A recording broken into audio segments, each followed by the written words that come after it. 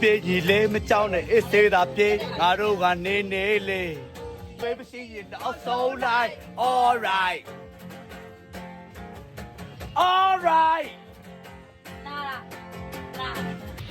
ကျုံရင်ဝင်လာပါအိုးမီဒုက္ခရောက်ပြီမို့လေဘိုးတို့ငါစဉ်းစားဒီတွန်းငါရှင်းမထားဖြစ်သေးဘူးသူခါရောက်ပြီငါမောင်ဖြစ်ဖြစ်ရှိသေးလားအစ်စ်တွေကဟောင်းမသွားဖြစ်သေးဘူးသူခါရောက်ပြီအိမ်နေကြပြီလားဒါကျွန်တော်ဒီဇလက်တော်မှာကျွန်တော်ဒီညပိုင်းဒီနာစားဖို့အတွက်ပြင်နေပါတယ်ညပိုင်းအတွက်ကိုဒီနာစားဖို့အတွက်ပြင်နေပါတယ်ဟာဒါတွေကဘာတွေกินနေလဲ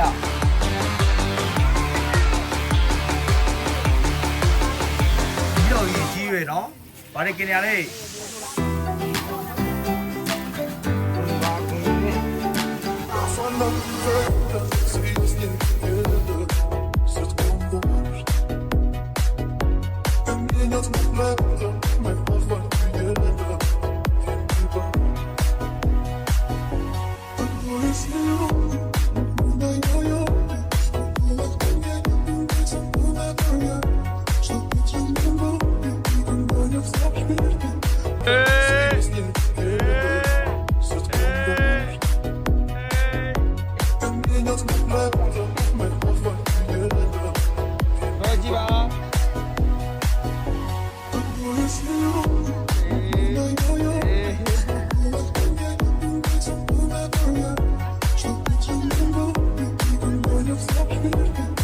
ခါတော့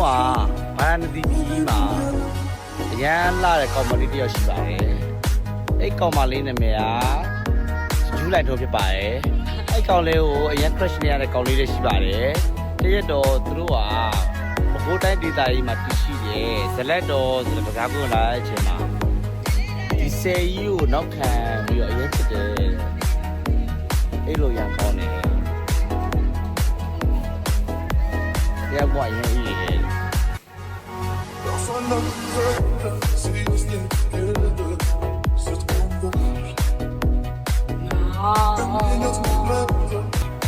shut up, come on, shut up.